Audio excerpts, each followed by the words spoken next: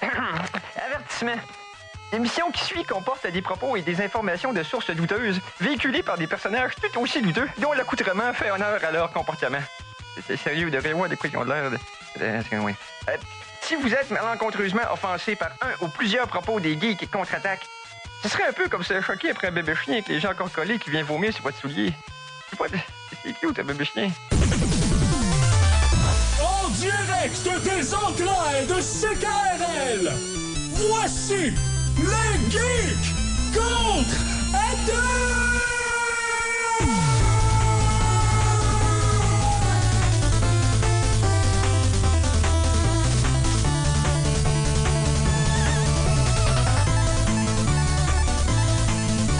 Samedi le 5 mai 2018, bienvenue à cette nouvelle édition des Geeks Contre-Attaque. Et nous avons le nombre minimum, encore une fois, pour être au pluriel. Donc, mon nom est Éric Lajoie et je serai accompagné au piton, à la co-animation, au contenu, bref, à tout ce que je ne fais pas. Donc, il te reste quoi après ça, là? Qu'est-ce qui te reste, Éric? Pourquoi tu viens ici? J'ai choisi les tonnes, puis je sacrifie ma vie sociale pour écouter un film par jour pendant 1 an. En plus, aussi, tu donnes la date. Oui, je donne la date. Puis l'heure. Non, je ne donne pas l'heure. Non. Je vais donner l'heure. Simon Boucher, salut. Hey, salut. Je suis content d'être avec vous autres. Donc, voilà, Mikey est à l'extérieur du pays. Oui, c'est une fois de temps en temps, il faut qu'il retourne à Guantanamo pour faire sa libération sous condition. Ah, donc, OK, ouais, c'est vrai.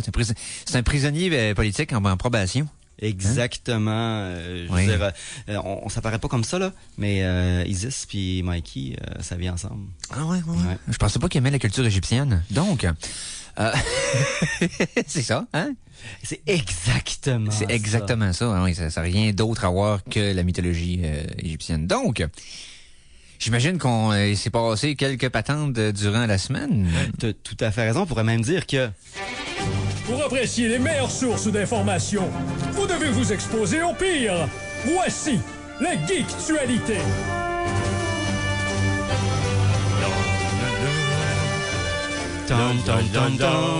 Oui. Donc, les geektualités. Je vais m'occuper un peu du volet film pour l'émission, mais pour les actualités, voyons. Est-ce que tu nous as déniché quelque chose? C'est-à-dire, que s'est-il passé dans les actualités geeks cette semaine, selon toi, Simon? Je te dirais plein de choses. La seule chose, c'est que j'ai pas regardé tant que ça. Mais non, honnêtement, il y a une couple de petites choses que je voudrais qu'on parle. Puis on va prendre le temps de... On est deux, fait qu'on peut en profiter pour prendre le temps sans se parler sur les pieds des uns des autres. Oui. Parce que c'est souvent ça le problème quand on est trop en studio, c'est difficile. Beaucoup, c'est ça, on cherche le silence assez long pour commencer une phrase. C'est Mikey puis Conan, ils ont des grands gueules. Donc, oui. Mais je voudrais qu'on commence par un petit quelque chose. C'est pas grand-chose, c'est très geek et très placé, mais il y a eu des choses qui ont changé de main au courant des 2 dernières semaines, puis je pense que ça vaut la peine d'en parler. OK. Il y a de là quelques semaines... Hasbro avait annoncé, la compagnie de jouets Hasbro avait annoncé qu'il avait obtenu les droits de produire tous les jeux de la série vénérable Power Rangers. Oh. Sauf que là, ici, c'était comme une première feinte parce que ils viennent tout simplement d'obtenir les droits complets de Power Rangers de la compagnie, dans le fond, de Saban. OK, donc série télé, film, jouets, BD, whatever. Tout. Exactement. Tout pour les fous et les fins. Okay. Ici, bien sûr, Saban, l'autre compagnie, va rester quand même en rôle tout simplement de conseiller. Donc, ça veut dire, ils ne font plus là, ils ramassent des chèques. Mais à partir de maintenant, ils ont tout. Et présentement, Hasbro travaille fort à essayer de se faire un univers connecté comme tout le monde pis sa chèvre. Voilà, Donc, ils voulaient faire les Rom le Space Knight, Micronaut, Transformers, G.I. Joe, Mask, toute leur série leur série de jouets et de séries de télé des années 80, tenter de faire quelque chose avec ça. Fait que là, on peut probablement rajouter ça dans le mélange. Fait qu'imaginez un mélange de G.I. Joe, Transformers puis Power Rangers dans le même film. Ben, je me rappelle étant jeune que dans les BD de Marvel, OK? pendant un certain temps, dans les années 80-90, avait les droits de ces personnages-là pour la plupart. Marvel a fait, effectivement, c'était le... avait fait des crossovers entre les Transformers et G.I. Joe. C'est arrivé à quelques reprises. Et avait fait quelques mélanges comme ça. Avec version BD, ça s'était déjà vu. Mais même là, ça se fait encore présentement parce que justement les bandes dessinées je pourrais dire de leur licence, il y a eu présentement un gros événement. C'était Micronaut, Rom, G.I. Joe, Mask, Transformers, qui était une série de bandes dessinées. Là, c'est IDW qui font leurs bandes dessinées depuis quelques années, mais il y a eu un gros événement mélangé au cours des derniers mois. Fait que je pense qu'ils vont tenter de recréer la même chose, mais dans un univers cinématique. Surtout qu'on peut dire ce qu'on veut contre le film de Power Ranger, mais il a marché assez pour dire que ça a fonctionné. Mais, donc, OK, sauf que là, dans les mains d'un nouveau propriétaire, OK? Oui. Je sais pas s'ils vont vouloir rebooter ça à leurs mains ou garder ce qui est déjà débuté. Le reboot est déjà fait. Succès mitigé, c'est-à-dire que, tu sais, il a fait son argent. Pas auprès des fans véritables parce que il y a pas assez de spandex et d'étoiles. Exactement. Puis, mais par contre, le film, malgré que je l'ai pas encore vu, là, je compte probablement le voir dans l'année. Là, ça peut faire partie des films que je subis. De ce que j'avais entendu parler, Conan nous en avait parlé quand il avait sorti. Il m'avait dit que, je veux dire, le film était bien moins raté qu'il aurait pu l'être. Tu sais?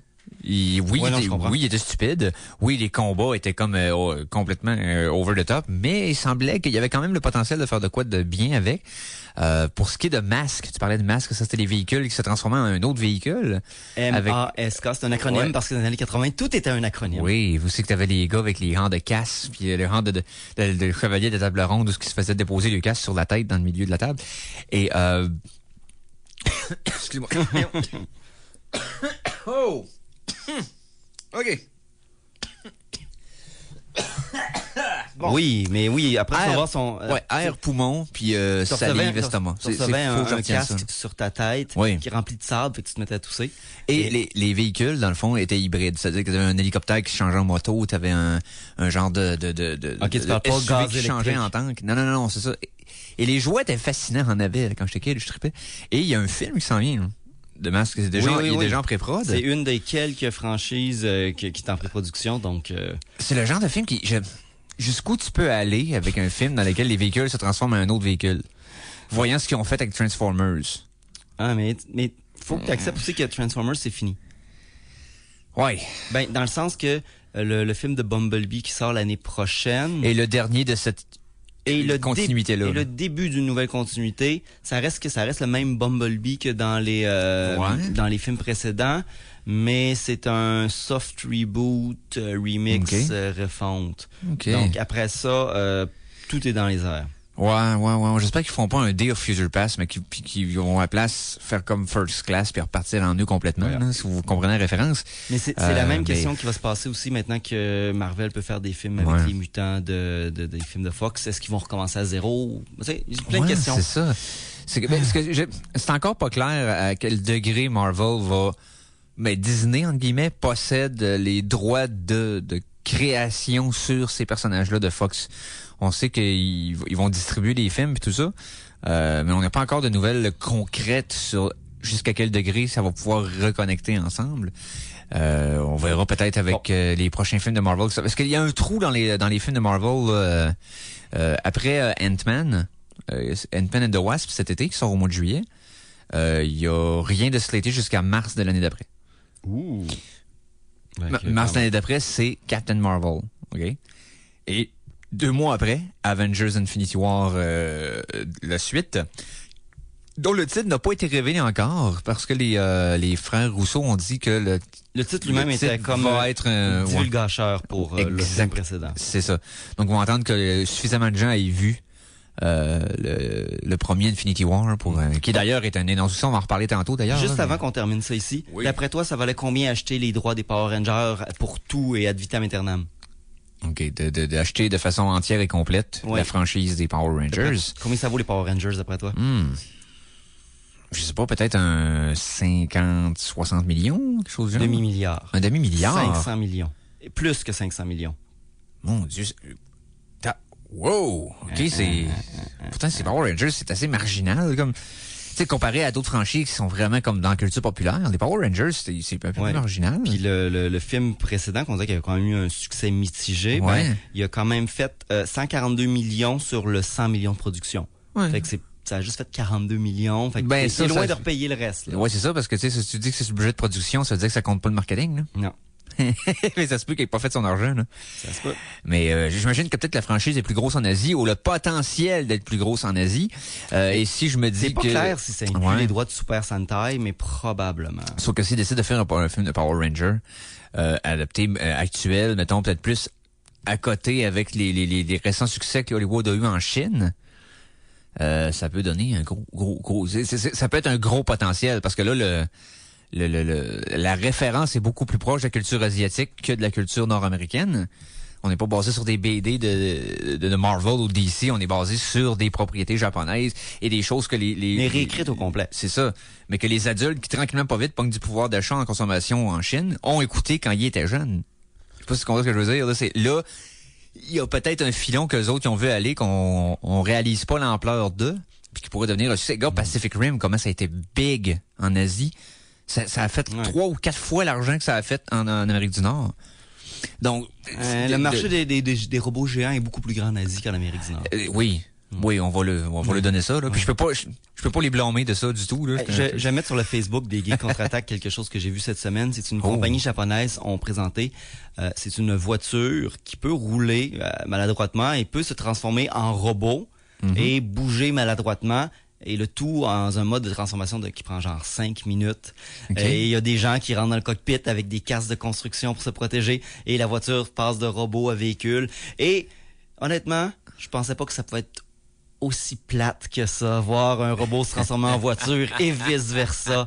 C'est long, c'est moche, c'est clunky, si vous me permettez l'expression. Je n'ai eu aucun plaisir en regardant chacun de ces 4 extraits vidéo de 4 minutes chacun. C'est bon. Hey, on fait une petite pause musicale? Oui, puis au retour... Ouais. Ça va être ta deuxième nouvelle d'acquisition? Ben oui! Est-ce que je me rappelle que tu avais parlé de 2? Je suis plus trop sûr. Fait que donc, on va y aller avec ça ici. Ben oui. La chanson de la semaine! Alors, la chanson de la semaine numéro 1. Et là, sans surprise, Simon, tu t'en attends, je vais commencer avec la pièce tirée du set Overclock Remix. Et là, j'y vais avec un jeu de Zelda qui est peut-être moins... de la franchise La Légende de Zelda, qui est peut-être moins populaire parce que plus récent. Oracle of Seasons.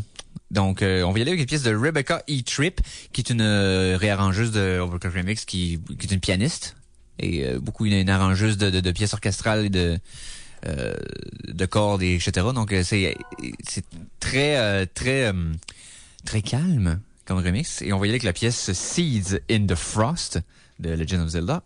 C'est un petit peu encore ça, là, parce que les graines sont encore gelées, parce qu'on n'a pas encore du maudit beau temps. Fait que ça sent bien. Ben là, on peut pas chialer aujourd'hui, ça va bien, là. Puis les restants de neige sont en train de s'en aller, donc... les journées rallongent, les journées rallongent, les journées rallongent. Yes! Donc, on y va avec Seas in the Frost de Rebecca E. Tripp au Geek Contre-Attaque.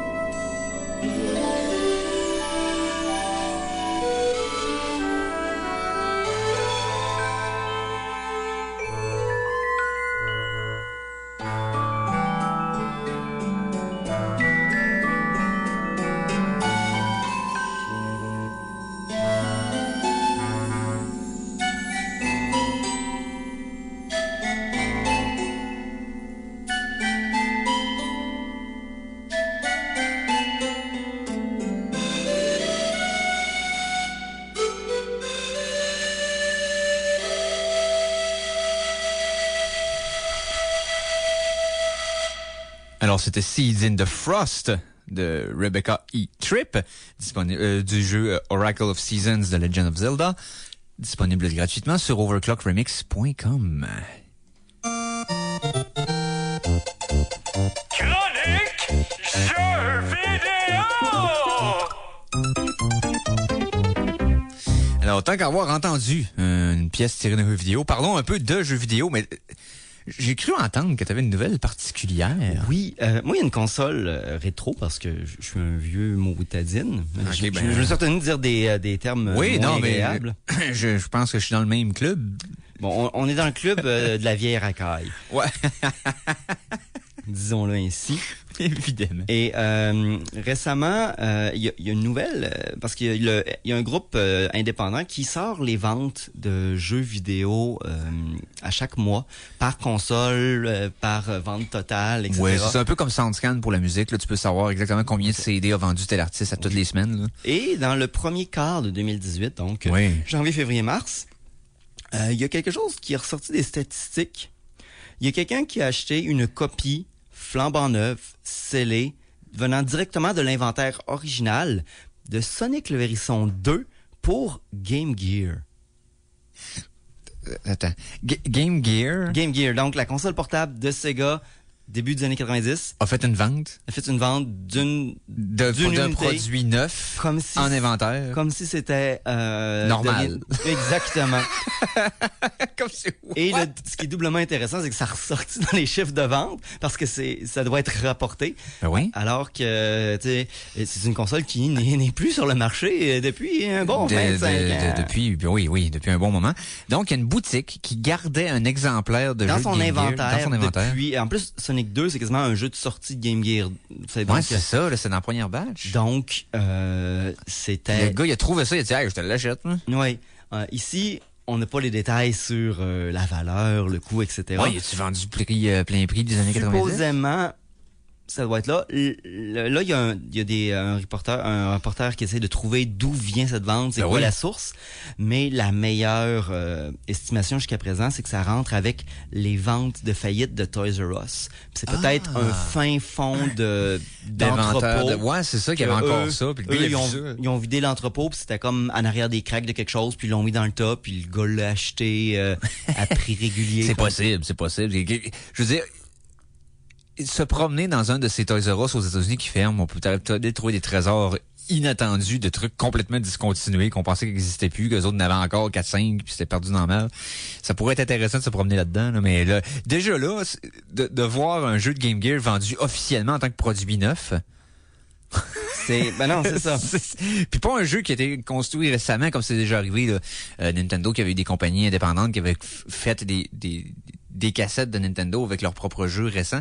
Non, on parle de Sonic 2. Là. Non. Ben d'ailleurs, parlant de jeux récents, il va y avoir une réédition de Mega Man X2 et je crois Mega Man, un autre ancien Mega Man sur console originale en édition anniversaire que tu vas pouvoir acheter sur une cassette complètement legit qui fonctionne sur ta console d'origine. Ça. Ben, c'est une beau petit chose de collection, ça. Exactement. Donc, c'est quand même intéressant de trouver ça, justement, si tu es capable de commander ça. Cherchez-le sur Internet. Puis le Game Gear, si je me trompe pas, c'était la première console couleur portable. Est-ce que c'était la première? En couleur, oui. Ça ferait valider parce que tu avais la Neo Geo portable, il y a eu beaucoup de tentatives de couleurs. Le Lynx d'Atari est sorti un petit peu plus tard. Mais je pense que c'était la première couleur. C'est la première couleur, oui. Grandement distribuée. J'avais un de mes amis qui avait un adapteur que tu mettais dans la cartouche pour le transformer en télévision. Où tu pouvais choisir les postes et on écoutait la télévision dans l'autobus en bouffant les 6 batteries AA comme si on était grosse terrible avec des hamburgers. La Game Gear dévorait les batteries. C'était pas chic, là. J'ai encore la mienne à la maison. T'es sérieux? Oui.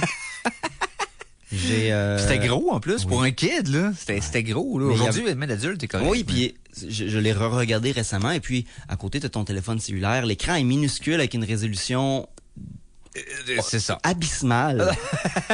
Comme genre 14 pouces de bezel de plastique tout autour. Ah oui. Et puis pour un minuscule écran, c'est comme mais voyons donc, mais c'était la plus belle chose au monde quand j'étais jeune. Ben oui.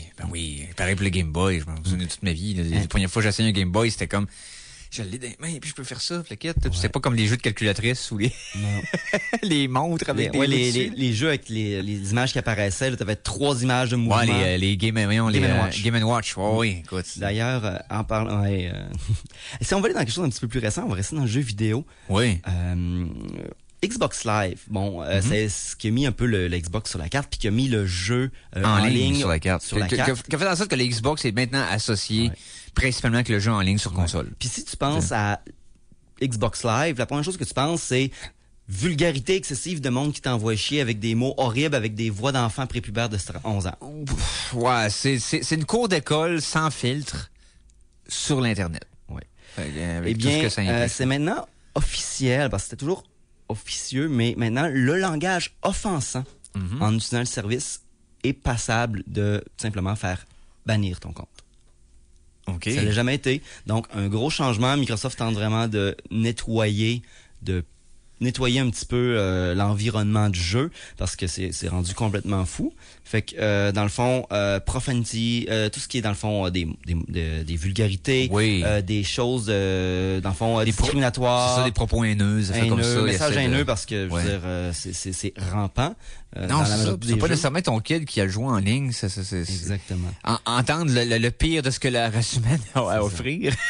Il y a beaucoup de suspensions qui étaient causées parce que des gens frustrés t'envoyaient des messages que là tu avais des preuves écrites à faire là, mais maintenant le simple fait de commencer à parler comme un charretier en disant des épithètes raciales et sexuelles peut te faire perdre ton droit d'Xbox. Et ce qui est doublement tannant, c'est qu'en perdant ton droit de ton compte, tu perds les jeux associés avec ces choses-là. Fait que c'est beaucoup plus puis ton abonnement, mais c'est beaucoup plus pire qu'à l'époque où si tu perds ton compte, tu perdais juste ton droit d'aller en ligne. Là maintenant, c'est que tu perds toute ton identité puis tous tes achats. Fait que je conseille aux gens de faire plus attention à l'avenir. Ben oui.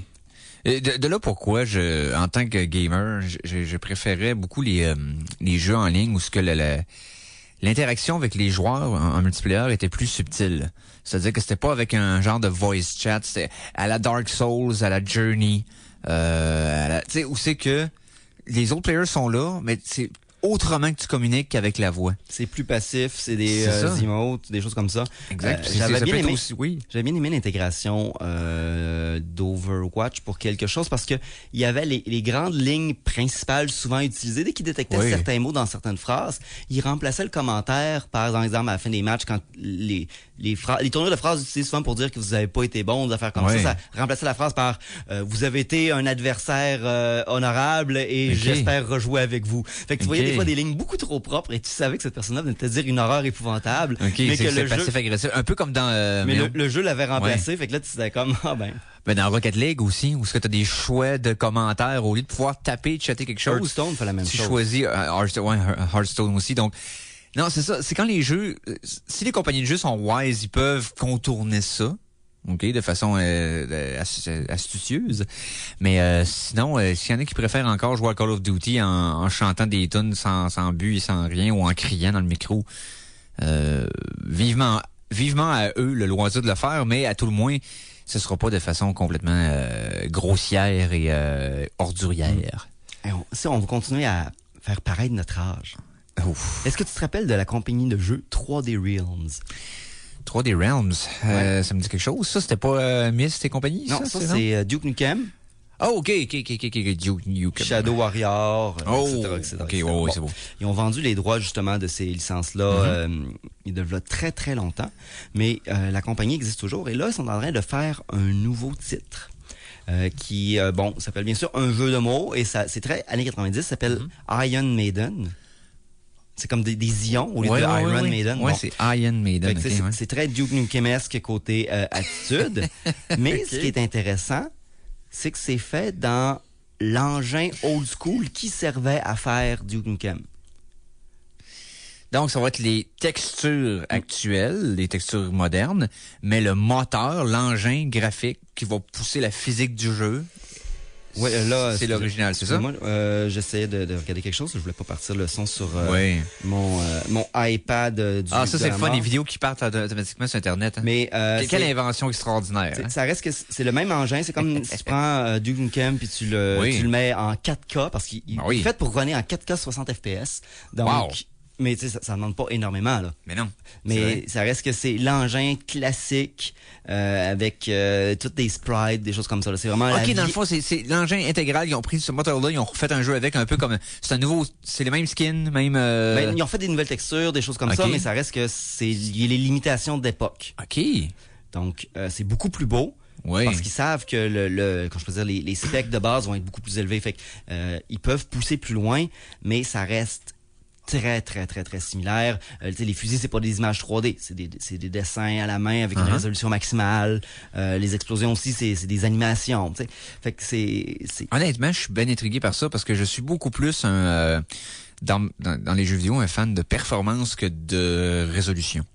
Moi, le 1080p, mais donne-moi du frame par seconde, puis donne-moi un jeu qui fonctionne, qui load rapidement, que tu peux aller rapidement entre les menus, que c'est pas comme...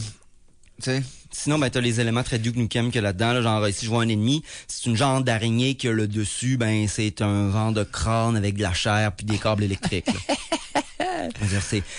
La question, ce studio-là est techniquement c'est une coquille. Est-ce qu'ils vont être capables de faire quelque chose qui se tient? Ça reste à prouver.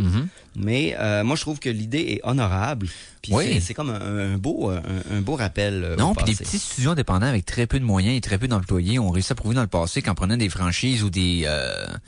un aspect de nostalgie de le jeu peut avoir des succès énormes. Prends Sonic Mania l'année dernière, prends Shovel Knight il y a 2 ans. Puis même là, si tu regardes juste les communautés autour des trucs comme RPG Maker, les logiciels pour te faire des RPG à la Final Fantasy VI, c'est fou là. Puis je viens de parler de Sonic Mania. Sonic Mania, c'est pratiquement... Ça a l'air visuellement de l'engin de Sonic 3. Ben oui, c'est ça. C'est ça, donc la performance est là. C'est un modeur de Sonic 3. Ouais, c'est ça, de Sonic 3 qui a travaillé sur le jeu. Donc, il y a encore un marché pour ça, un gros marché, parce que comme un film, comme une chanson, un band, peu importe, un bon jeu reste un bon jeu, peu importe l'époque à laquelle tu y joues. C'est parfois plus difficile d'y retourner, mais ça reste un bon jeu. Il y a tant que le jeu performe. C'est ça, mais il y a beaucoup de choses que maintenant qu'on prend pour acquis, des choses qu'on appelle d'aides à la qualité de vie, là, que c'est pénible sans les avoir. Mais les autosaves de ce monde, puis les tutoriels de ce monde. Même pas là, juste des menus qui se tiennent parce que les gens ont appris. Non, c'est ça. Il faut dire que j'ai beaucoup plus de facilité à replonger dans le bon 2D que dans le mauvais 3D. Oui, c'est vrai. Le bon 2D a mieux vieilli que le 3D des premières années. Ouf. Je te dis, PlayStation 1 est bourré de jeux que personne ne va jamais rejouer. Non. C'était pénible par bout, mais c'était la période ingrate.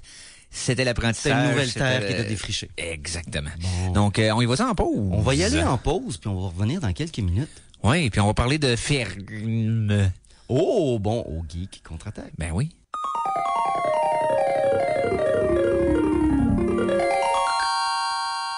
De retour de la pause, revoici les Geeks Contre-Attaque!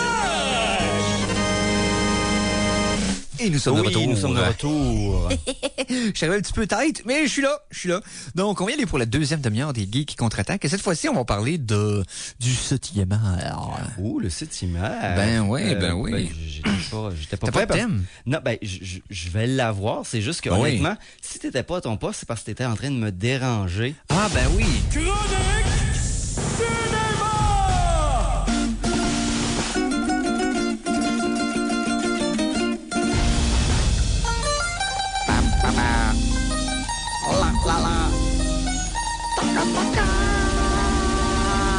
J'accepte le reproche. Ben, Je suis désolé, je vais tenter de moins te déranger dans l'avenir. C'est un reproche parce que tu étais trop proche. Garde tes distances. Ouais. Mais c'est reproche, il faut que je le refasse. Oh, ben... faut que je me remette proche. Oh, bon, ce cas-là, ne récidive pas. Parfait. Donc, de retour à ce qu'on faisait. OK, là, Sinoche. Oui, parlant de Sinoche. Il est sorti un film vendredi dernier. Tu parles d'un autre de ces petits films artistiques faits par un studio marginal que le monde connaît très peu. Sorti un film 10 ans de build-up derrière ça. Je veux pas vous faire une critique complète et rentrer directement dans le divulgachement. On va attendre que plus de monde l'ait vu, puis on va attendre d'être plus nombreux en studio aussi. Ça va donner un coup de main. Oui. Donc, on va attendre que Conan soit revenu, tout ça. Mikey, on va en parler. On va l'avoir quasiment tout vu aussi. Parce qu'on veut pas spoiler ça à un de nos confrères geeks. Et si je ne m'abuse, tu ne l'as pas vu encore. Non, moi, j'ai encore 2 films de retard. J'ai pas encore vu Black Panther puis Spider-Man. Fait que, c'est ça l'histoire. Là. Dès que vous avez des enfants, vous avez plus le temps d'écouter des bons films parce que vous le couchez à 8h, puis à 8h20, vous êtes en position fétale, vous attendez la mort. Là, il est rendu à quel âge, là? Il est pas si pire, là. 2 ans et quart. Bon, regarde. Il commence son terrible 2. OK, son terrible 2. Ouais. OK. C'est Terrible 2 puis Fucking 4, ça. OK, donc, j'ai vu Infinity War à travers mon défilm de cette semaine, que je vais vous parler un peu plus tard dans l'émission. Et bon, on va tenter de rester dans le vague, mais dans quand même le descriptif. C'est-à-dire que je vais parler de la production du film, OK? Du résultat technique du film. Oui.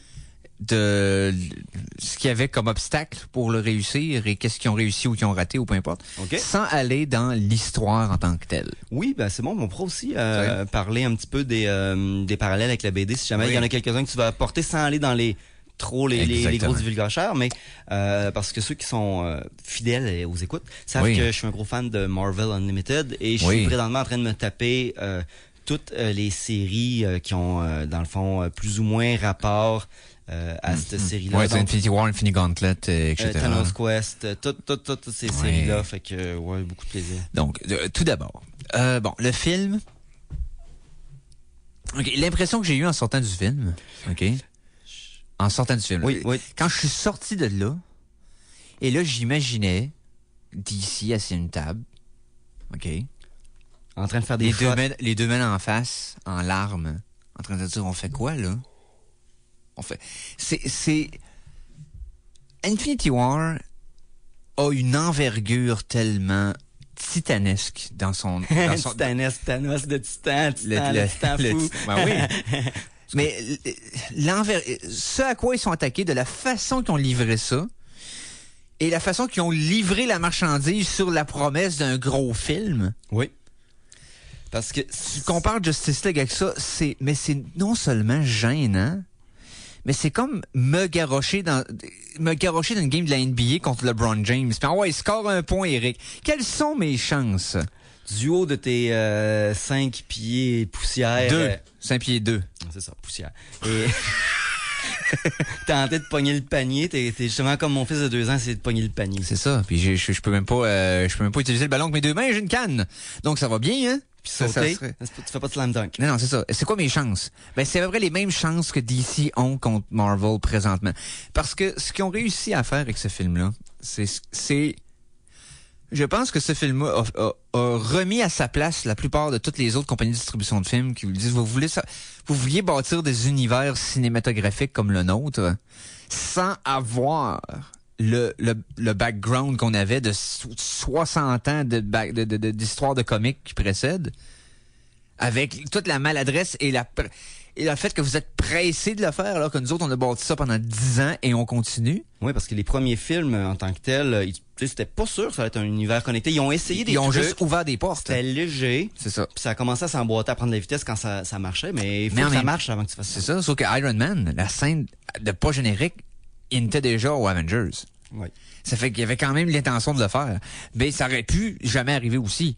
Le point est que ils ont été patients. Ils ont buildé leur bloc, leur fondation solide avant de placer le plancher. OK? Au lieu de garrocher ça le plus rapidement possible. Là, les autres, je veux dire, en toute humilité, si Marvel était déjà les kingpins dans ce domaine-là, maintenant, ils sont les dominateurs. C'est sans aucune équivoque. OK? Bon, ben, ils ont mis le point sur la table. Ça, c'est ce qu'on est capable de faire. Voilà. C'est that good, OK? C'est vraiment, vraiment aussi bon que ça ne l'air, OK? On a au-dessus de 20 personnages à placer dans ce film-là, OK? C'est tous les 19 films de Marvel, je pense qu'il y a eu avant, de même. Là. Il fallait tout qu'il y ait une présence d'une façon ou d'une autre, OK? Ouais. Ils se croisent presque tous. Ils sont pas tous dans la même pièce à un moment donné, OK? Ça arrive pas. Ils ont eu ils ont été assez astucieux pour faire mélanger les personnages de façon logique dans l'histoire. Il fallait que tu brises les duos et les trios classiques. Là. Mais en petits groupes séparés, pour que chacun ait quelque chose à faire d'important pour ramener vers la fin du film. Et quelque chose que, oui. Je regarde un petit peu, j'ai lu là-dessus sans aller chercher justement les informations qui pourraient me vendre des mèches. Mais j'ai vu quelques duos qui ont été faits puis ça a l'air juste malade. Oui. Tony Stark puis Doctor Strange, deux narcissiques, un technologique puis un magicien, mais qui sont tous les deux avec des égos puis aussi gigantesques, doivent faire un duo assez intéressant. Oui. Puis il paraît que Thor et Rocket Raccoon, c'est un mélange qui vaut $1 million. Oh, écoute, ce qui est le fun, c'est que on attendait depuis longtemps certaines de ces interactions-là. OK? De quelle façon ces personnages-là vont se... Comment qu'ils vont... Ouais. Et... dans le fond, le payoff est là. C'est que on se sent anxieux de voir qu'est-ce qui va se passer et le film ne prend pas des raccourcis niaiseux ou des clichés imbéciles de on se connaît pas, on est du même bord, mais on s'en rend pas compte, ça fait qu'on va être adversaire pendant un certain temps jusqu'à ce que ça soit convenient, qu'on l'apprenne. Jusqu'à la bataille finale. C'est ça, non. C'est que ça prend une couple de répliques puis du monde intelligent qui se parle, réalise qu'ils sont du même bord. La fin du film, c'est pas tout le monde qui se frappe dessus jusqu'à ce que hey, en passant, je suis plus méchant que vous autres, puis là tout le monde se met d'abord. Okay. Non, parce que ce qui est extraordinaire avec ce film-là, OK, c'est la clarté avec laquelle Thanos est l'antagoniste. OK? Il niaise pas que la poque, là. C'est qu'ils ont décidé de builder Thanos pendant quoi? Ça fait 10 ans depuis le début, là? Depuis Avenger, depuis... le premier Avenger qu'on a vu le visage de Thanos à la fin et tout ça. Thanos est fort, et je probablement sans l'ombre d'un doute, l'antagoniste le plus viscéralement terrifiant de tous les films de Marvel jusqu'à maintenant. Mais terrifiant, mais c'est-tu un bon vilain? Parce que les problèmes avec les films de Marvel, c'est que ils ont de la difficulté à avoir des méchants crédibles, ou du moins que tu peux leur prêter attention. Il paraît que Black Panther a fait un bon travail avec Killmonger. Mais pas beaucoup de... Killmonger, Loki, c'est oui et non, dépendamment des semaines. Loki, c'est ambigu. C'est qu'on sait jamais si, pendant qu'il semble être sincèrement du bon côté pour certaines choses, il n'y a pas un rang de plan machiavélique en arrière, ou pendant qu'un plan machiavélique, il n'est pas en train d'essayer d'aider le monde dans le fond. Loki, c'est toujours ambigu. Il les a trahis. Mon, quelle surprise. Bon, Thanos n'a pas ce genre d'ambiguïté plate-là. Mais... Thanos est le mieux écrit des protagonistes. Et le mieux écrit, je te dirais, depuis... dans ses motivations, OK? T'as écouté Civil War? Oui. Baron Zemo, qui était juste réduit à un humain normal dans ce film-là. Ses motivations pour faire ce qu'il a fait et amener son plan à exécution pour les faire virer un contre l'autre étaient quand même bien écrits puis bien buildés. Puis quand ça nous était révélé, avec cette discussion avec Black Panther là, sur le bord de la banquise... ça faisait en sorte que on pouvait comme comprendre ses actions. Thanos, c'est ça exposé en 10. Parce que ce qu'il réussit à faire avec Thanos, c'est non seulement... Le rendre épeurant, parce que tu veux dire, il est fort. Point final, ça c'est pas compliqué de dire qu'il est fort. Là. OK. Je te spoil rien, là. Vas-y. Mais dans les 5 premières minutes du film, tu comprends l'étendue de ce que Thanos... Que Thanos, il est pas là pour déconner, là. Okay. C'est pas long. OK. Ils établissent dès le début. Oui. OK. C'est un threat... Puis, aussitôt que les autres héros vont pouvoir communiquer entre eux autres, là, ils vont dire non, là, arrêtez ce que vous faites, là. Il n'y a plus rien d'important. C'est lui puis c'est rien d'autre. Ouais, c'est comme laissez les voleurs voler les banques pour les prochains jours. Non, c'est ça, là. C'est sérieux, là. C'est sérieux, là. Bon, ben maintenant, je sais quand est-ce que je vais commettre des crimes. Une fois que Thanos arrive, ben, je vais il y a un petit nanan que le film nous donne, là, dans ces 5 premières minutes-là. Tu fais comme déjà? Il nous donne ça déjà? Puis là, tu es comme, petit trip. Puis ça fait partie, après ça, quelque chose qui se développe dans le reste du film. Mais c'est, tout de suite, le film prend pas beaucoup de temps avant de te donner un bon petit feeling au cœur de scène extraordinaire. Puis, je te dirais que Thanos est, d'un certain point de vue, est l'antagoniste et pourrait même être considéré le protagoniste du film. Parce que je pense que c'est lui qui a le plus de... C'est lui qu'on suit, d'après ce que j'ai compris. Exactement. C'est qu'on le suit presque autant, sinon plus que le héros. Parce que c'est l'élément commun entre tout le monde, donc c'est lui qui a le plus d'attention. C'est pas simplement son arrivée puis son combat contre les super-héros. C'est qu'on suit une partie de la fin de sa quête. Fait qu'on le suit lui pendant un temps. C'est super intéressant. Josh Brolin le sort. C'est débile. Puis, non seulement ça, mais... il y a une grosse dichotomie entre deux écoles de pensée dans ce film-là qui est poussée, OK? La façon que Thanos pense, la façon que les héros pensent. Les héros, la façon qu'eux pensent, le fait prendre des décisions qui semblent ridicules sur le coup, mais que s'ils penseraient autrement, ils seraient du bord de Thanos. Donc, ils n'ont pas le choix d'être comme ça. Et Thanos, à l'inverse, oui, il semble cruel, puis complètement apte au génocide, sans merci. Mais si c'est dans son mindset, ça fait tellement du sens. Okay. Bon, puis ils n'ont pas besoin de te hyper le fait que ça fait du sens, tu le déduis par toi-même. Ils te l'écrivent pas au gros trait, là. Okay. Ils sont pas malhabiles avec ça, là. Donc, Thanos est extraordinaire. Il vaut le film à lui seul. Et je te parle de tous les héros de Marvel qui se rencontrent enfin, là. Mais Thanos, à lui tout seul, vaut le film. Fait que ça pourrait être Week-end chez Thanos 2, puis on écoute ça. Oui, non, puis autre chose qui est extraordinaire aussi, si dans certains des films de Marvel, il y a certaines arrivées d'un personnage dans un moment critique, vous aimez ça quand ça arrive. Tu sais, quand t'as le poil qui lève ses bras, quand un tel arrive pour sauver le save the day. Ah, yes! T'as à peu près 10 moments de même dans Infinity War. Ils sont tous justifiés, sont tous cool. L'humour est on point. T'as le niveau d'humour des Guardians, OK? Ouais. Avec le niveau d'engagement émotif des Guardians aussi, et de certains des gros films de Marvel, l'exécution chirurgicale du script de Winter Soldier. T'as le best of the best de Marvel dans un seul film. C'est malade. Fait qu'on a bien fait de donner ça au Rousseau. Hein? Et moi, je pensais qu'on allait attendre 3-4 ans avant l'autre. Non, c'est en mai 2019, le deuxième partie. Filmé, je pense, quasiment doigt d'eau pour être sûr. Oui, exactement, ils sont en post-prod présentement. Donc, non, regarde, je spoil rien, c'est hautement recommandé. C'est ce que Marvel a de mieux à offrir à date. Bon. Fait que je me dépêche d'écouter ce qui me reste à écouter, puis je vais essayer d'aller voir avant qu'il sorte du cinéma. Oui, tout à fait. Toi, tu l'as vu en IMAX? Oui, je l'ai vu en IMAX, en français. Bon. Ça l'a pas réduit l'expérience parce que le film est complètement tourné en IMAX. Ce qui est une rareté pour des gros films. J'avais demandé si ça valait la peine d'aller le voir dans le plus gros écran que tu peux trouver. C'est fou raide. Surtout que la cinématographie est surprenamment subtile et bien placée à certains endroits. C'est qu'il y a des scènes qui sont aussi tranquilles. Ce n'est pas qu'une explosion d'action. T'as aussi des scènes plus réflexives avec une belle cinématographie, des beaux plans de vue qui prennent le temps d'installer les lieux puis l'environnement. Puis tellement des belles interactions profondes dans certains personnages, ou ce que ça va jouer dans ce que t'en sais. Parce que étant donné que tous les personnages de super-héros, on les connaît déjà, right? Ils nous ont été introduits dans leurs films respectifs. Ouais, et puis en plus, c'est des franchises connues. C'est ça. Thanos, ils ont pris plus le temps de builder lui, puis de nous mettre dans son point de vue à lui. Ben, c'est souvent ça le problème avec des films où ils doivent présenter des héros et le vilain en même temps. Exact. Tu peux pas donner de temps. Tu donnes le temps sur le protagoniste, bien entendu. Et à ce moment-là, c'est l'antagoniste qui en souffre. Cette fois-ci, c'est complètement l'inverse. C'est lui qui est mis en premier plan et on est gagnant, mais tellement de ça. Là. Oh. Puis quand tu vas avoir vu Infinity War, là, puis tu vas juste regarder un extrait de Justice League et de leur bad guy de Steppenwolf. Là.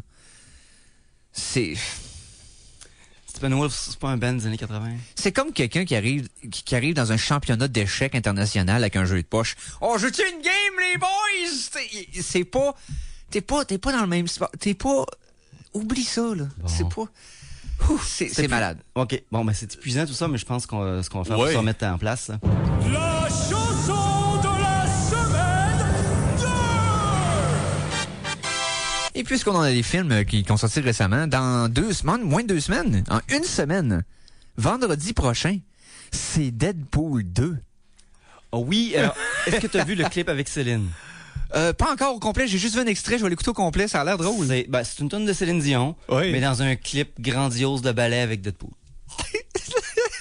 Je suis in, je vais aller l'écouter. Mais ça reste que c'est du Céline Dion. Là. Oui, non, c'est sûr que je m'attendrais pas. Non, mais c'est ça, intrinsèquement non.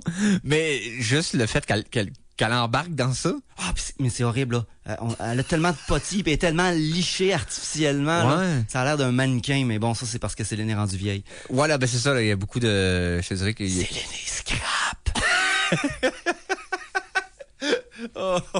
Ils ont mis beaucoup de potés pour cacher les... Ouais, c'était trop poreux, comme dirait... Ah, OK, la porosité était trop apparente. Ouais, M. Moustache serait pas capable de mettre ses vinyles dessus. OK, fair enough. Donc... Deadpool 2 qui sort dans 1 semaine. Oui. Ça, je suis aussi beaucoup... J'ai très hâte. Mon anticipateur est à son maximum. Les 3 trailers, OK, les 3 bandes annonces de Deadpool, plus le petit teaser à la Bob Ross qui avait sorti l'année dernière, ont grimpé de façon complémentaire et exponentielle mon anticipation du film. Chacun des autres avait quelque chose de plus à me révéler que j'avais hâte de voir sans me dire de quoi exactement ce qui se passe. Parce que Deadpool, on voit les mêmes images depuis le début. Là. En grosse partie, mais il rajoute un petit élément, un petit quelque chose, une petite... J'ai hâte. J'ai vraiment hâte. Et j'ai décidé d'aller puiser dans la trame sonore du premier, mais cette fois-ci dans le score. C'est-à-dire, pas dans les chansons d'un autre artiste qui ont été pris pour le film, mais la musique originale du film, qui avait été faite par Junkie XL, qui avait fait également, dans le fond, Batman, Man of Steel, qui avait fait aussi Mad Max Fury Road. Donc, un des nouveaux compositeurs de musique qui prend de la place hybride, qui prend de la place. Donc, on va écouter Maximum Effort, bien sûr, de la trame sonore de Deadpool. Et ce, au Geek contre Attaque.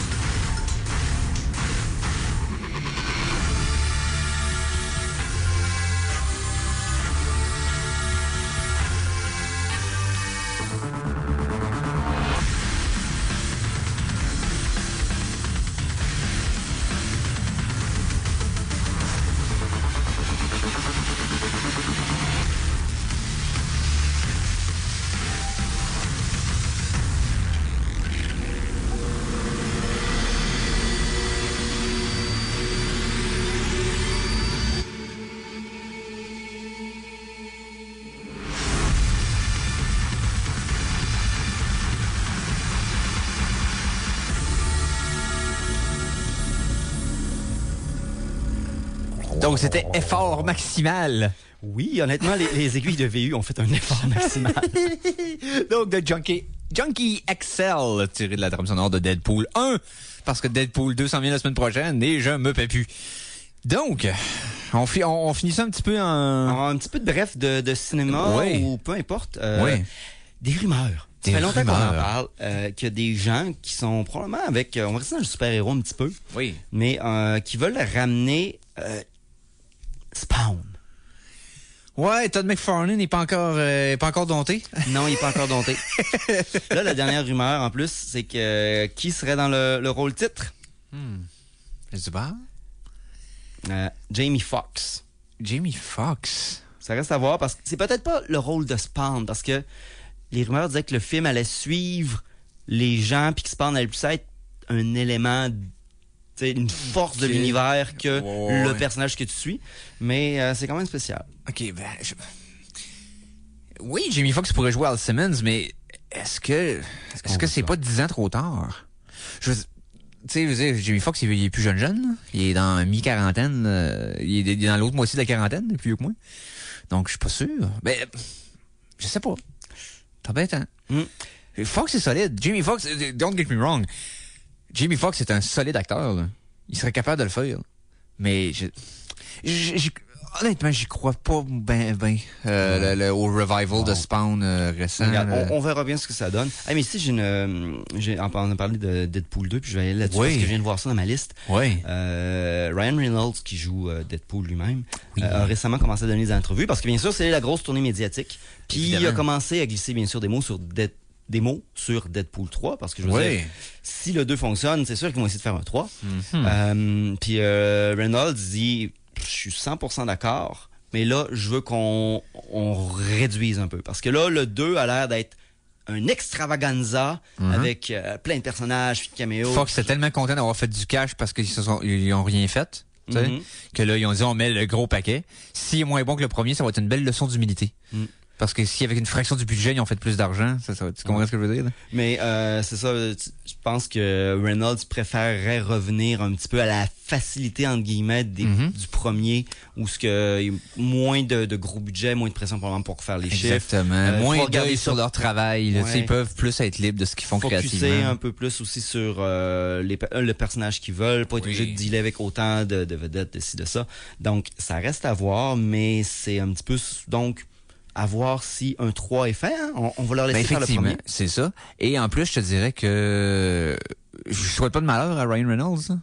Le problème, c'est que je pense que le 2 va ramasser. Le 2 va passer à la gratte. Là. Le hype est partout. Mais tout le monde a hâte. Je me rappelle encore le premier. On était supposé y aller avec des amis. Je sais pas si tu t'en rappelles. Oui, je vais le rappeler une dernière fois de plus. Et puis, c'est quand même, on va aller voir Deadpool à soir. Fait que moi, sur l'heure du midi, j'achète mon billet pour la représentation sur Internet. Puis on arrive là-bas, puis personne de vous autres avait acheté vos billets. Ben là, quoi, c'est Deadpool, c'est un personnage de 4e rang. Il y aura pas personne. C'était plein. Je sais, puis on n'a pas pu y aller. Puis par solidarité, au lieu de rester avec nous autres, parce que t'avais pas de lift. Ouais, c'est ça, c'est pas par solidarité, c'est parce que c'est mon lift. Fait que dans le fond, t'es décidé de pas aller voir Deadpool, même si t'avais acheté des billets. Ouais. Et on écoutait à la place. Neil Breen. Oui, Double Down de Neil Breen. Ça a été une soirée weird. Oui, parce que on avait de la bière, j'avais de l'amertume, puis on avait un très mauvais film. Ça a été spécial. Mais bon. Tout ça pour dire que cette fois-ci, il y aura pas on va les acheter d'avance, hein? Si on y va, là, on s'entend? Vous êtes mieux. Puis, non, c'est ça. Deadpool 1, malgré le fait que le monde avait un bon buzz autour sur Internet, mais le personnage était plus connu des fans de Marvel que du public en général, right? Oui. Et il a fait un succès extraordinaire. Là, tout le monde sait c'est qui Deadpool. Non, mais là, ça va être plein. Ça va passer à gratte. Je te dis, mais la seule chose qui peut l'arrêter, c'est que, parce que, je veux dire, même les films de DC, c'est sur le coup, le monde dit, cette fois-ci, ça va être bon, mais à la seconde que la premier week-end est fait puis que tout le monde dit que c'est mauvais, ça s'effondre. Il peut s'effondrer. Le premier week-end va être bon, peu importe ce qui arrive. Mais est-ce qu'il va toffer aussi longtemps que Deadpool? Pas aussi longtemps, mais à cause de sa slot dans l'année. C'est que le premier a sorti le 14 février, right? Il était sorti à Saint-Valentin. Il n'y a rien dans le mois de février. Il a pu faire son 3, 4, 5 semaines à ramasser pendant que les autres blockbusters étaient comme à 3 mois de sortir après lui. Là, il est entre Infinity War puis Solo a Star Wars Story.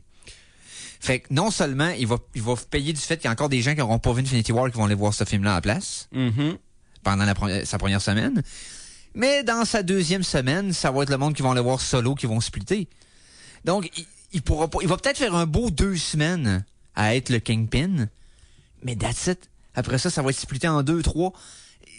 C'est peut-être pas mais je pense pas que c'est le meilleur timing pour Deadpool 2, mais il va quand même, écoute, il va faire un profit, là, qu'on se tourne même pas la tête, là. Non, ça, mais c'est sûr et certain qu'il y aurait peut-être pas l'impact que le premier avait eu, étant donné la slot dans laquelle il était. Il avait complètement dominé le mois de février 2016. C'était sur toutes les lèvres. Oui, exactement. Puis en parlant de Deadpool, c'est le bon terme pour l'utiliser. Et c'est la raison aussi pourquoi Black Panther a eu le même succès. Black Panther, cette année, est le Deadpool de 2016. Ça veut dire qu'il y avait le mois de février à lui tout seul. Mais même là, les studios sont moins frileux de sortir des gros blockbusters à des dates atypiques qui étaient dans le passé. Parce qu'ils savent que juste le fait de ne pas avoir de compétition traditionnelle, ça peut les aider. Effectivement. Mais aussi, il y a tellement de films de super-héros, il faut bien que tu retrouves un trou maintenant. OK, fair enough. Mais bon, à ce point-là, on va voir ce que ça va faire. Je suis très, très, très, très encouragé. Ils ont choisi le bon ton. Ils n'ont pas de l'air à avoir sacrifié puis aseptisé leur humour pour autant. Donc, tant qu'il reste rated R, tant que c'est complètement irrévérencieux, j'ai pas de problème. J'espère juste que le film c'est pas comme un petit peu dilué là pour être plus rentable. On va souhaiter que non. Donc, Oui. Il est quelle heure, là? Il est pas mal l'heure d'aller se socio-financer. De se financer avec de remplir mon gigantesque phare pour que je puisse nager dedans comme Oncle Picsou. Ah, ben oui, on va faire ça. Puis on va revenir dans quelques minutes. Oui, puis là, on va faire le défilm. On va faire le défilm, puis on va parler de ce qui reste dans ma boîte à malice, puis on va probablement dire des niaiseries. C'est un bon plan, ça? C'est pas mal le plan. Oui, c'est pas mal le bon plan. Fait qu'on se retrouve au Geek Contre-Attaque à CKRL 89.1. Yes! Alors attention, ici c'est François Pérusse. Et ce que vous écoutez en ce moment, c'est les Geeks Contre-Attaque. Fait que, watch out. À CKRL 89,1. Et nous sommes de retour pour le 3e tiers des Geeks Contre-Attaque. On compte encore un tiers? Je devrais encore faire ça. Ça vire mal quand on commence à parler de tiers. Ouais, je sais, là, il y avait eu un running gag à mes dépens, là, un certain nombre de semaines. Donc, ce qu'on va faire à la place, c'est qu'on va y aller avec ma corvée de 2018. Oui, mais là, Mikey est pas là. Moi, je sais. C'est lui qui se fait ton thème. Moi, je Puis, sais. je sais pas quelle chanson qu'il utilise d'habitude. Fait que je vais être obligé d'improviser quelque chose pour toi. Hein? Fait que... Oui, on va partir quelque chose. Il écoute des films sans cesse et se couvre non seulement mais aussi de données Internet. Il écoute des choses, abandonne sa famille, ses amis, même pour une seule personne. Pour vous, mesdames et messieurs, Éric Lajoie est sous son alias d'Éric Lajoie, le maître du défilm. Je sais pas trop ce que j'ai dit, honnêtement. J'ai activé une switch, puis je l'ai laissé aller. Hey, je t'ai revu sur un stage, mon chum. Ça fait longtemps qu'on n'a pas fait de l'impro ensemble. Non, hein? J'ai revu ça, là, boum, c'est comme, wow! Ouais. Fait que voici le thème à l'emporte-pièce pour la chronique des films 2018. Merci, Simon. Ça me fait plaisir. Hey, c'est un privilège. C'est un privilège. Ben, je suis bien content. Grosse performance. Donc, OK, oui, Là, mon j'ai mal à la défilm. OK, prends le temps de ramener la circulation sanguine dans ta tête. Pendant ce temps-là, je vais... Tout d'abord, vous saviez que la semaine passée, j'en avais parlé avec Mikey, j'avais fait le mini-défi à l'intérieur du défi. Donc, j'avais appelé ça le Challenge Arcade Québec. Oui. J'avais été mis au défi par les gars d'Arcade Québec, à mon dernier passage à leur podcast, d'écouter 7 films de jeux vidéo merdiques que j'avais évités. Tu sais, je tiens à dire, nous autres, on est bien fins, on va encore vous voir. Oui. Goulet. Oui, continue. Non seulement on se déplace puis qu'il se déplace plus, mais quand j'y vais, il m'oblige à faire des trucs poches à l'intérieur de mon défi qui est déjà tough. Tout ça pour dire que j'ai terminé le Challenge Arcade Québec avec 2 films. C'est un 7 jours. Oui, c'était 7 films de jeux vidéo. OK, oui. Ben, la condition que je m'imposais par-dessus était que, OK, c'est des films que j'ai jamais vus, donc ça veut dire que si j'ai jamais vu, ils m'intéressaient pas, right? Ben oui. Mais je ne me suis pas imposé de UV Bowl. Non, mais ça c'était comme cheap. C'est ça. Je n'encourage pas ce gars-là. Je considère pas que c'est des films. Je considère que c'est des fraudes fiscales d'1h30. Ben, c'est des fraudes fiscales d'1h30. OK. Donc, ça fait pas partie du défilm. C'est pas le défi fraude fiscale, c'est le défi film. OK? OK, monsieur. Donc, pas de film d'UV Bowl. Fait que j'ai réussi à en trouver 7.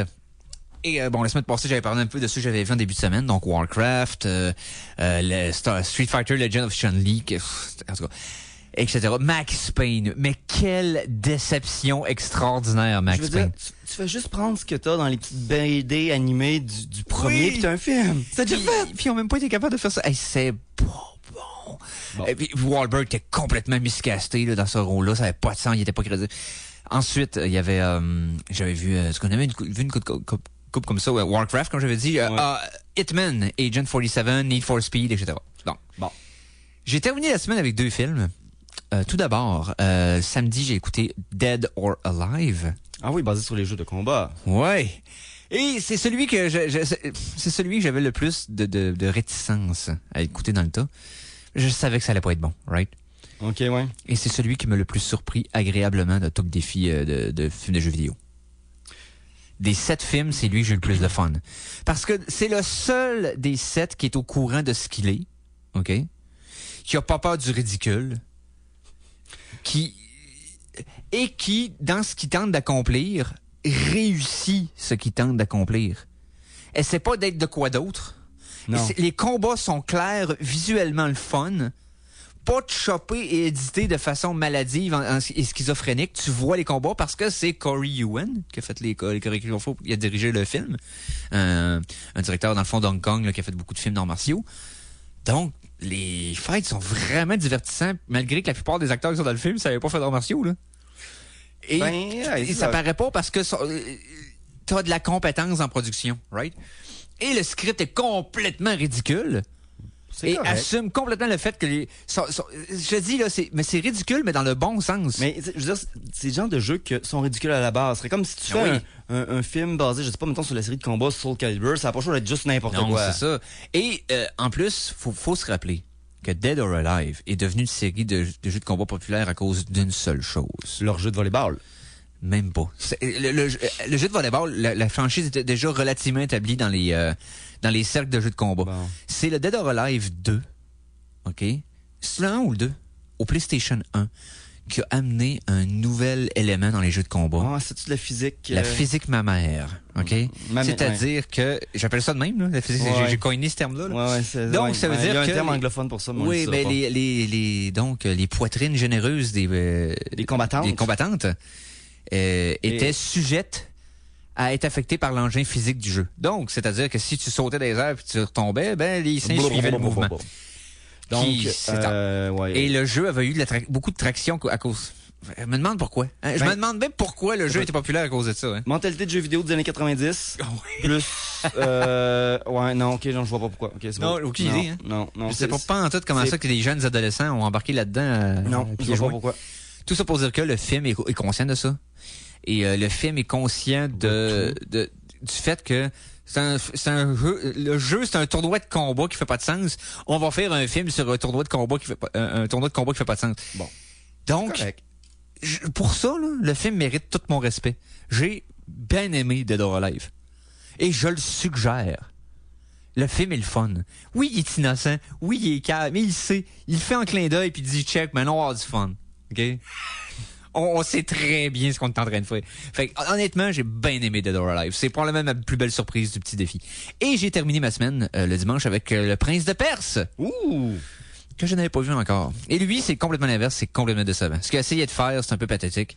Avec les moyens qu'il y avait, les acteurs qu'il y avait dans ce film-là, d'avoir un résultat qui est... Tu sais? Ouais, mais je veux dire, c'est ouais.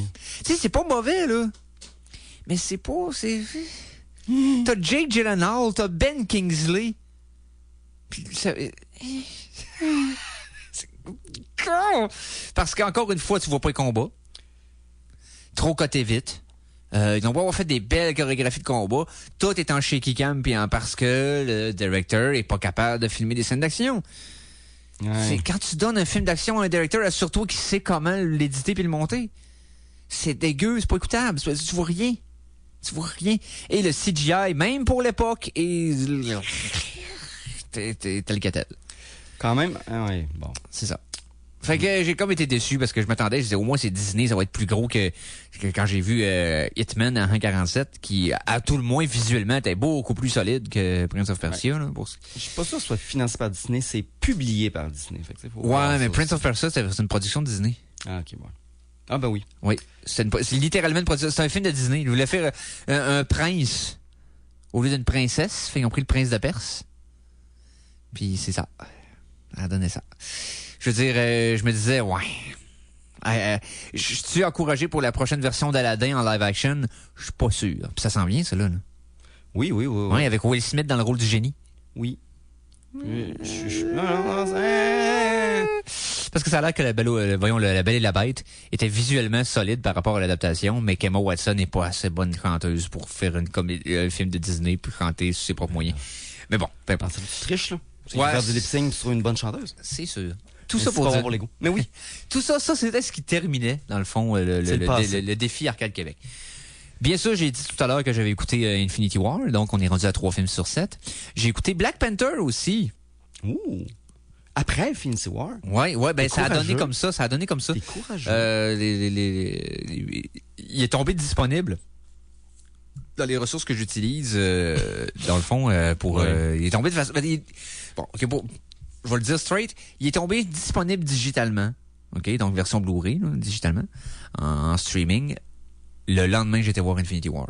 Fait que c'est comme si j'avais passé... Si ça avait été un autre jour, j'aurais été correct, j'aurais pu le voir avant. Mais t'habites à côté d'un club vidéo. Ouais, je sais. Mais c'est ça. Il est quand même sorti le lendemain. Donc... Ben, je sais pas s'il sortait vendredi ou s'il tombait digitalement la veille, le jeudi. Donc, moi, je l'ai vu jeudi soir. Et ça, c'est un drôle de choix, par exemple, de le faire sortir après Infinity War. Ben, ouais, en vidéo. Ben, c'est parce que le gap entre les deux était très, très court. Hein. Oui, mais c'est pas bien passé. Ouais. J'aurais peut-être sorti la semaine d'avant, là. Effectivement. Tout ça pour dire que je l'ai bien aimé. C'est sûr que l'avoir vu après Infinity War, c'est comme j'ai droppé de bonne marche, hein, pour être honnête. Puis quand tu parlais tantôt que, selon les rumeurs, l'antagoniste Eric Killmonger, Killmonger, oui, il est le fun, bien écrit. Cependant, c'est un film avec un plus petit scope d'une certaine manière. Sous-écrit son personnage. C'est-à-dire, j'aurais voulu le voir plus.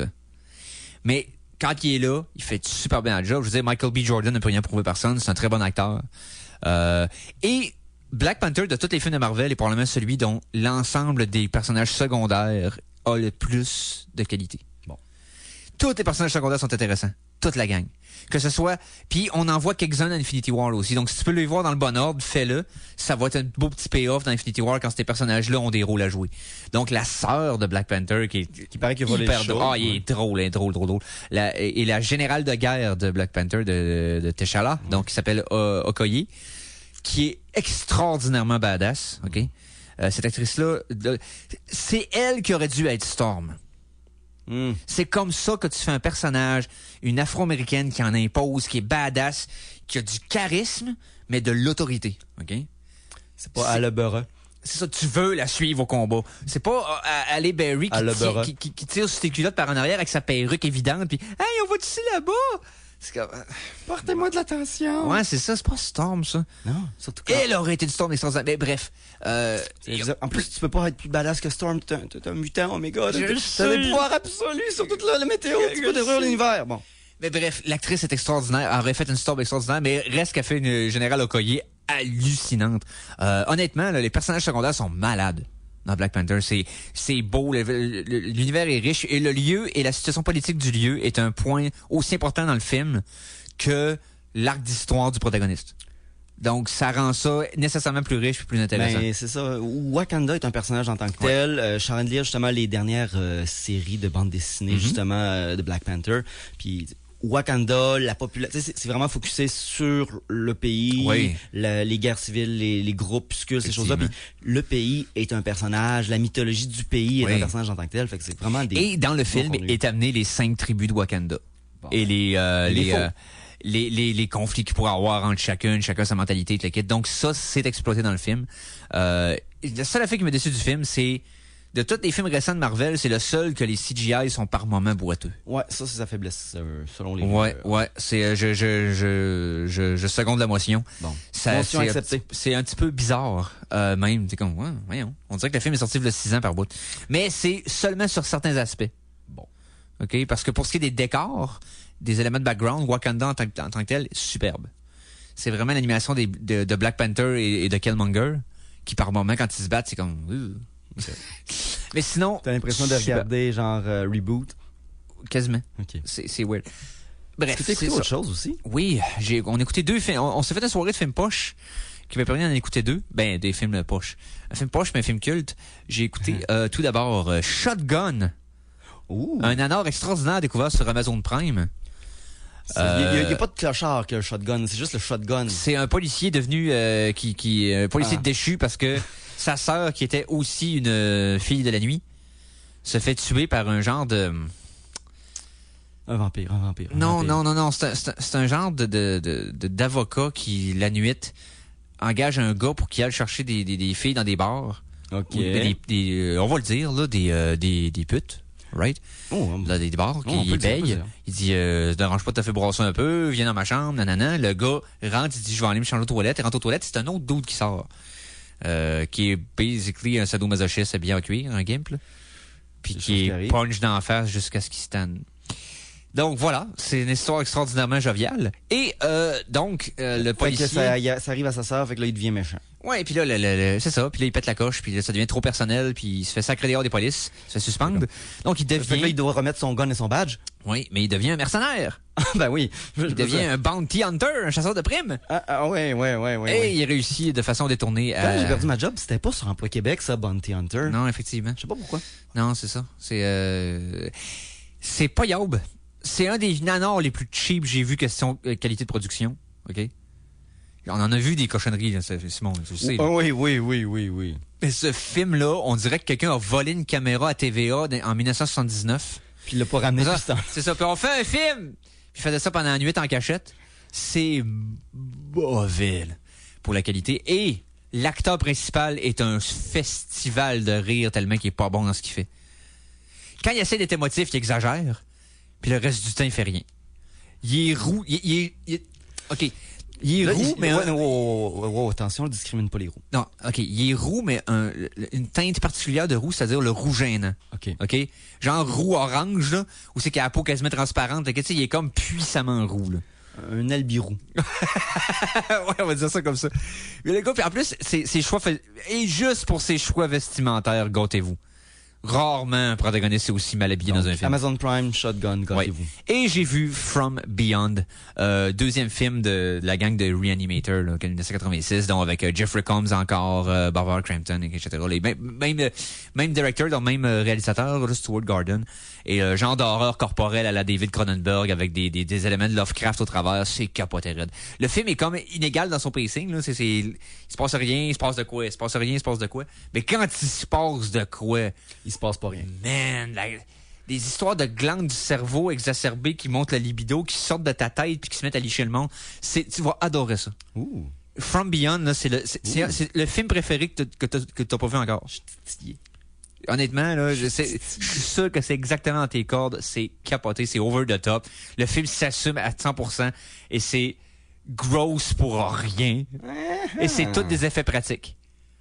Ah, délicieux ça. Juste entendre ça. Regarde, j'ai vraiment aimé ça. Donc, si vous voulez répugner votre visite, là, c'en est un bon pour ça. Là. Donc, j'ai fait le tour de mon défilm de cette semaine. Donc, on fait quoi avec ça? Ah non, c'est vrai, j'ai écouté The Foreigner aussi, puis c'est solide. Le film de Jackie Chan puis Pierce Brosnan. Oui. Là, qui est dirigé par Martin Campbell, le gars de Casino Royale. Et Jackie Chan a un rôle dramatique, man. Wow. Solide. Il est pas trop vieux, Jackie? Justement, il joue la carte du fait qu'il est rendu vieux. Oh, on est rendu là. Il est rendu là, OK. Il est rendu là, mais c'est legit. Parce que... Il est trop vieux. Dans le film, il fait dans le fond, un immigrant asiatique à Londres. Il arrive de quoi, dès le début du film, de tragique. Oh. Et il deal avec ça. Sauf que, étant donné qu'il parle pas super bien la langue, OK, c'est beaucoup dans le langage corporel qu'il fait. C'est beaucoup dans les regards, dans son ton, Et Jackie Chan est très bon dans ce film-là. Brosnan est très bon comme acteur. Il te bouffe chacune des scènes qu'ils ont. Ils ont donné du très bon dialogue. Mais Pierce est bon. Il est sous-estimé un peu. Là. Et là, il peut s'amuser dans son accent d'Irlande d'origine. Ah. Parce qu'il joue un Irlandais, qui est un ancien membre de la IRA, OK, qui essaie de faire un pont maintenant entre les gouvernements irlandais et britanniques. C'est un film qui est beaucoup plus un thriller politique qu'un film d'action. Il y a peut-être 3 grosses scènes d'action. C'est un thriller politique. C'est un très bon drame avec un duel entre deux protagonistes slash antagonistes. Là. C'est dur de savoir quel pied qu'on se place, mais c'est vraiment... C'est le Jackie Chan et Pierce Brosnan show. C'est super bon, j'ai aimé ça. Bon. Voilà. Donc, musique? Oui! OK.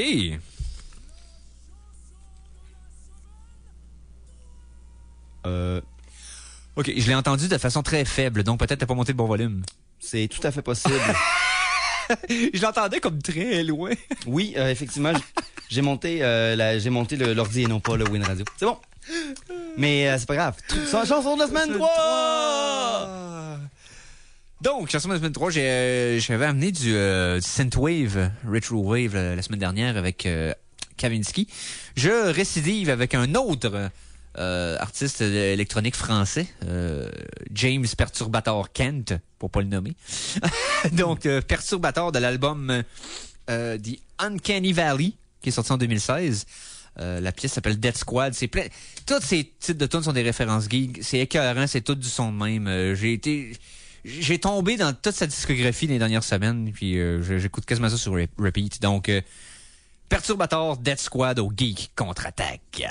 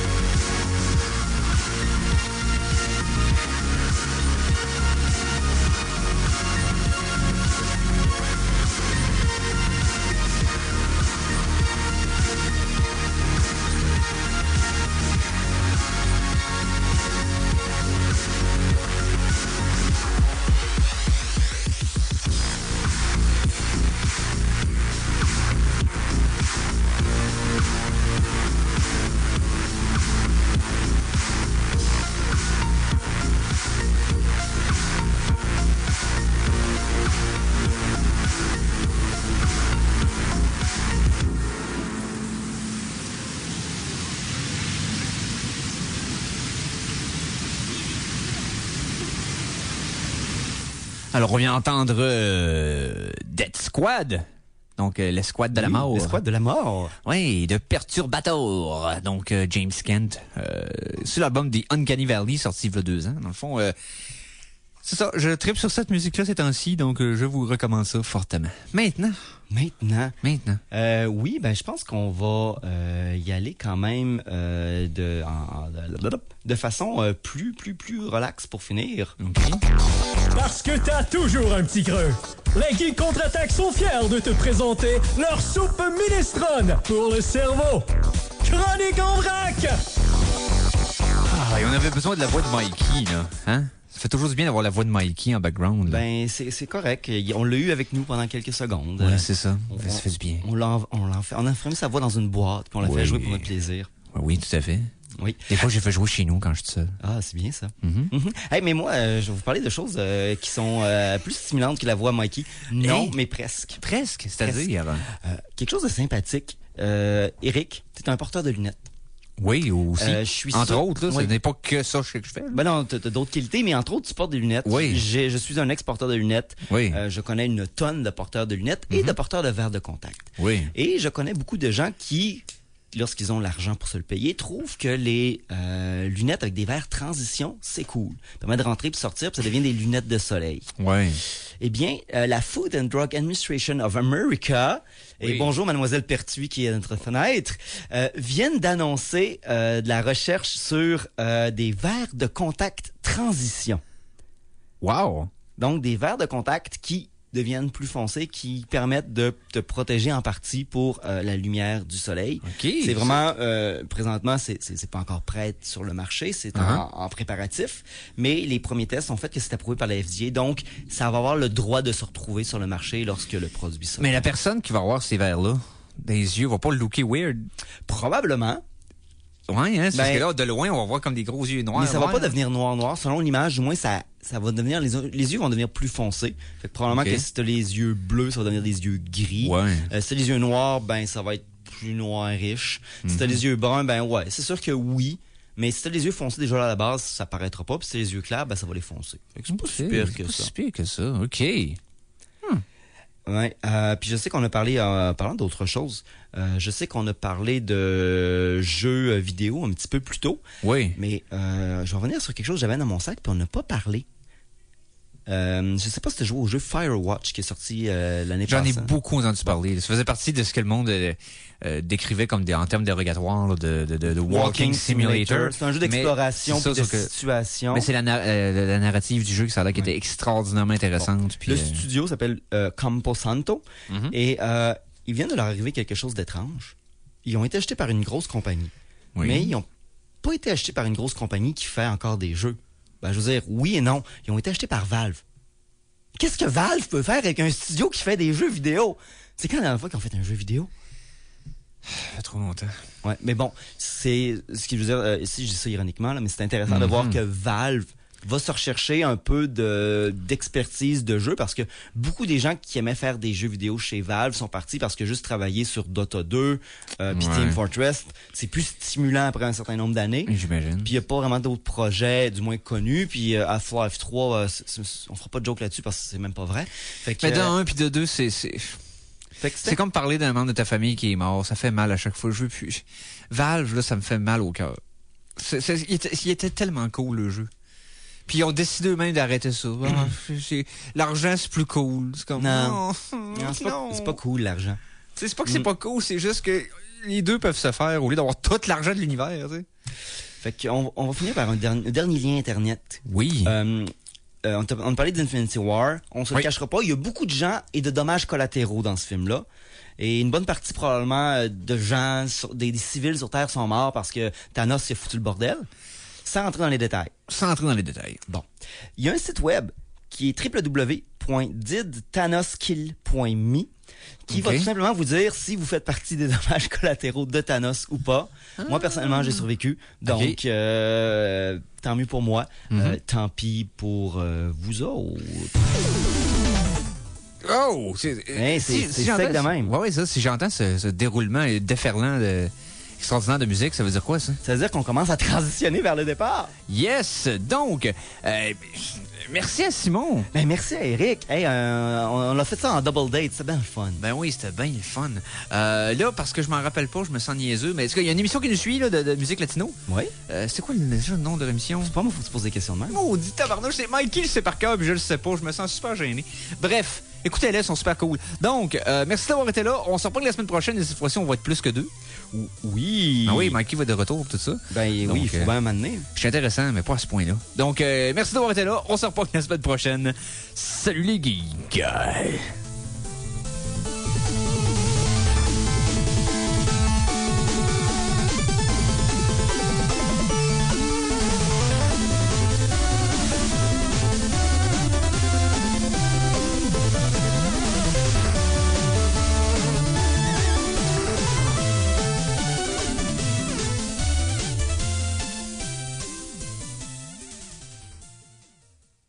Téléchargez l'émission Les Geeks contre-attaque sur ckrl.qc.ca ou abonnez-vous à son podcast sur iTunes.